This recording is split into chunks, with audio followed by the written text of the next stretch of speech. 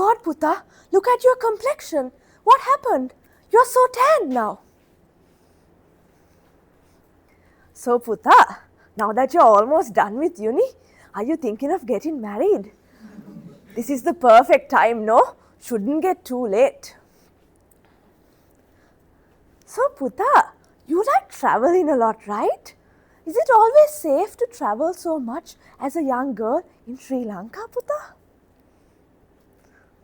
If you are a girl that grew up in Sri Lanka, the chances that you've heard at least one of these phrases at least once in your life is astronomically high.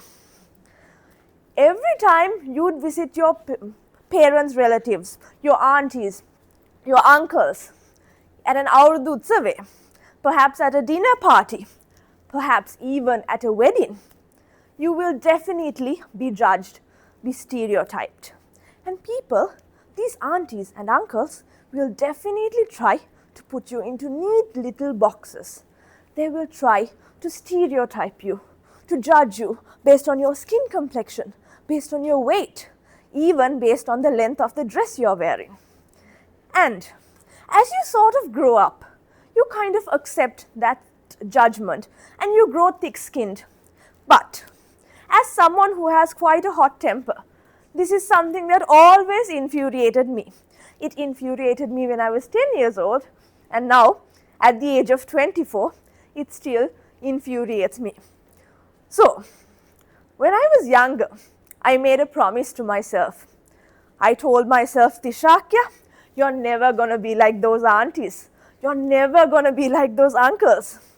And I patted myself on the back and told, I will never be this judgmental. I will never try to stereotype people, try to judge them, try to put them into neat little boxes that I created. And you know what? For the longest time, I thought of myself like that. I thought I was non-judgmental. I thought I was open-minded. And I thought that I was very much far away from those ideologies and attitudes that I detested. However, one fine evening, that illusion I had created of myself shattered completely.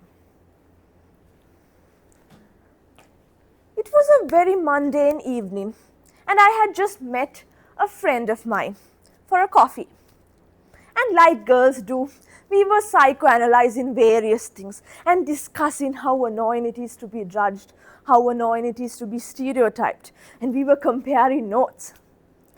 And then the conversation slowly shifted, and then we started talking about red flags.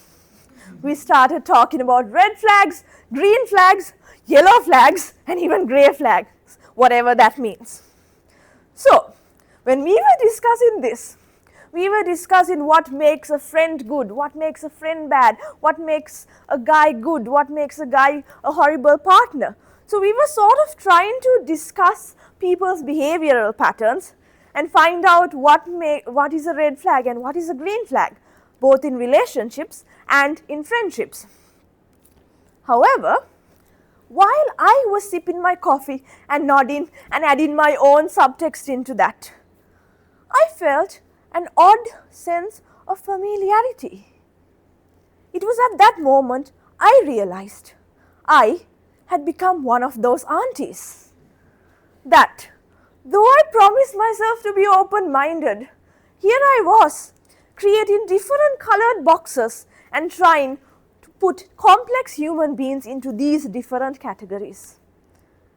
It was such an awful realization for me, because for the longest time, like I said, I thought of myself as open-minded. If anyone had asked me, are you judgmental, I would say, no way. But I was also looking at people and trying to analyze small parts of their behavior that I saw, and I was trying to put them into boxes. If you've scrolled any Instagram reel, you would definitely know what I'm talking about, because it's become so easy to simplify complex human beings and take small parts of their behavior and analyze them. If you're a bad texter, oh, a red flag. If you are not the first one to text always, oh, another red flag. So many different small facets of human behavior I was trying to categorize. And that's when I realized how easy it is to stereotype. Because I was someone who was always stereotyped and judged growing up. And I always detested being judged. But here I was, judging other complex human beings. I might not ever say that to their faces, but what I was doing was extremely eerily similar to what those aunties did growing up.